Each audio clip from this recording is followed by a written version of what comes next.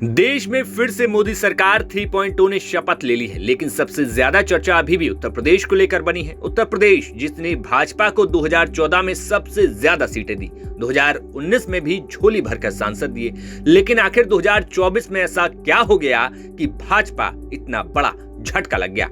देखा जाए तो यूपी की राजनीति में जातीय समीकरण का ढांचा हमेशा से मजबूत रहा है।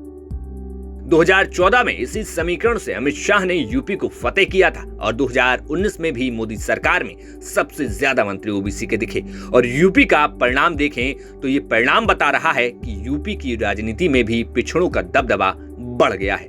पिछड़ी जातियों की गोलबंदी का आलम यह है कि इस चुनाव में 34 सांसद पिछड़ा वर्ग के चुनकर आए हैं। यूपी में वैसे तो प्रदेश की सभी 80 लोकसभा सीटों पर पिछड़ों और अति पिछड़ों का असर दिखता है, लेकिन पूर्वांचल और अवध की करीब 40 सीटों पर इनका सबसे ज्यादा दबदबा है। खासतौर पर यादव, कुर्मी, पटेल, सेंथवार, चौरसिया, कसेरा, ठेठरा जातियां प्रमुख हैं। अति पिछड़ी जातियों में देखा जाए तो गिरी, गुजर, गोसाई, लोध, मौर्य, कुशवाहा, साक्य, कुम्हार, पाल, बघेल, साहू, विश्वकर्मा, भुर्जी, श्रीवास जैसी जातियां हैं। राजनीतिक रूप से ये जातियां काफी जागरूक मानी जाती हैं, समाज के लिए काम भी करती हैं। पूर्वांचल और अवध की अधिकतर सीटों पर इन्हीं जातियों के सहारे राजनीतिक पार्टियां बाजी मारती हैं। उत्तर प्रदेश में जहां एनडीए के 15 अपर कास्ट के सांसद चुनकर आए, तो वहीं इंडिया गठबंधन से 8 सांसद चुने गए हैं। वहीं ओबीसी के 13 सांसद यहां पर चुन के आए हैं, जबकि इंडिया गठबंधन से 21 सांसद चुने गए हैं।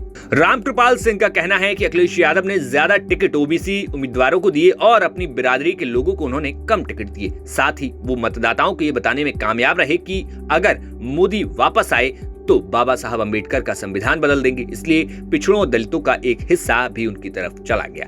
अवध की 16 सीटों की बात करें तो लखीमपुर खीरी से लेकर बस्ती तक नदी के तराई वाले क्षेत्र में कुर्मी जातियां सबसे ज्यादा हैं। इसके अलावा अन्य जातियां भी हैं जो कि राजनीतिक पार्टियों के लिए तारणहार बनती हैं। सपा मुखिया संस्थापक मुलायम सिंह यादव रहे हों या फिर बसपा संस्थापक मान्यवर कांशीराम, पिछड़ी जातियों को लेकर सबसे अधिक प्रयोग इन्हीं दो नेताओं ने किए। इन दोनों नेताओं ने पिछड़ी नेताओं की ऐसी गोलबंदी की कि यूपी की राजनीति में इनका दबदबा बढ़ता चला गया।